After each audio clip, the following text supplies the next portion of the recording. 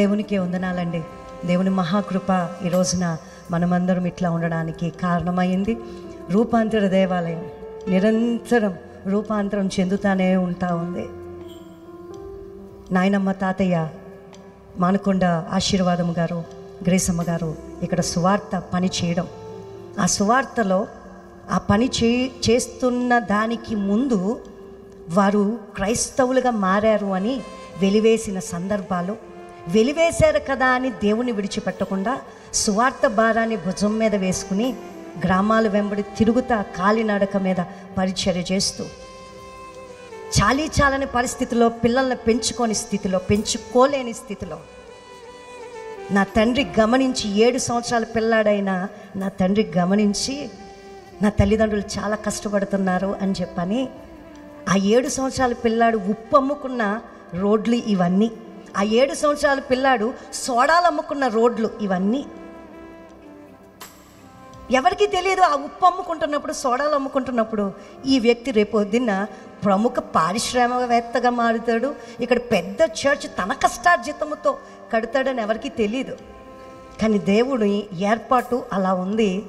ఆయన ఎడల అంచెలంచెలుగా దేవుడు ఆయన యొక్క మనసును బట్టి, దేవునికిచ్చే మనసును బట్టి తన తల్లిదండ్రులు ఎక్కడా యాచించకుండా, ఎవరిని అడగకుండా ఈయనే స్వతహాగా ప్రతిదానికి ఇల్లు కాలిపోతే ఆ ఇల్లు, ఆ లోగిలి కట్టుకోవడం మానేసి ఈయనకు వచ్చిన భాగం, మా తాతయ్య నాయనమ్మలకు వచ్చిన భాగంలో వాళ్ళు ఇల్లు కట్టుకోవడం మానేసి వాళ్ళు ఒక గుడిసె వేసుకుని తాటాకులతో ఇక్కడ ఉన్నటువంటి మందిరాన్ని రేకు షెడ్ వేసి కట్టారండి. అందరూ పిచ్చోళ్ళు అనుకున్నారు మా డాడీని. ఎవరన్నా ఇల్లు కట్టుకుంటాడు, షెడ్డు వేసుకుంటారు, కానీ ఈ పిచ్చోడు ఏంటి, ఈయన మందిరం కడుతూ ఉన్నాడు, మందిరం వల్ల ఏం ఉపయోగం అని. కానీ లోకానికి పిచ్చితనంగా కనిపించవచ్చు, దేవునికి మాత్రం ఆయన హృదయం యొక్క నిర్మలమైన మనసే కనబడింది, యథార్థమైన హృదయమే కనబడింది. అందుకే దేవుడు ఆ ఆనతి టైంలోనే, చక్కటి చాలా తక్కువ టైంలోనే, ఎక్కడైతే దుబాయ్లో ఆయన వర్క్ చేస్తూ ఉన్నాడో, జాబ్ చేస్తూ ఉన్నాడో, అదే కంపెనీలో ఒకే నెలలో 3 ఇంక్రిమెంట్లు, ప్రమోషన్స్. నీ జీతం ఇది కాదు ఇది, నీ జీతం ఇది కాదు ఇది అని 3 మార్చడం ఒకే నెలలో. ఆయన జీతం ఎంతటికి వెళ్ళింది తెలుసా? 1980 సంవత్సరంలో 50,000 ఆయన జీతం.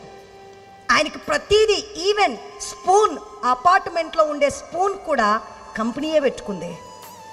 ఆల్ సైట్ ఇన్ఛార్జ్గా దేవుడు ఆయన్ని ఉన్నతమైన స్థితిలో నిలబెట్టడం ఎవరు ఊహించుండరు. మా డాడీయే ఊహించుకుని ఉండరేమో. తన జీవితం అంత అద్భుతంగా మార్చబడుతుంది కేవలం దేవుని కృపే.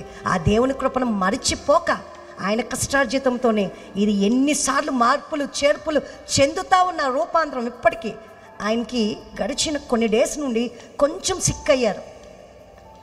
దాంతో ఈ పని ఇంత లేటుగా అయింది. ఒకవేళ నిజంగా ఆయన అలా సిక్ అవ్వకుండా ఉంటే ఈ పాటికి కంప్లీట్ అయిపోయింది ఆ ఎక్స్టెన్షన్ అంతా కూడా. ఆయన అంత పట్టుదల కలిగిన వ్యక్తి, దేవుని కోసం చేతుల్ని ధారాళంగా చాచే వ్యక్తి. దేవునికి వందనాలు. ఇలాంటి బ్రతుకులను దేవుడు మాకు అనుగ్రహించినందుకు కేవలం దేవుని కృప మాత్రమే ఈరోజు మనం బ్రతుకుతున్నామంటే, మేమే కాదు మనం అందరం కూడా అదే ఆశతో దేవుని చిత్తంలో ఉండే జీవితాలు కలిగి ఉండే వారం ఉండాలి అనేదే మా ప్రయాస, మా యొక్క ప్రతి ఆలోచన. అర్థమైందా?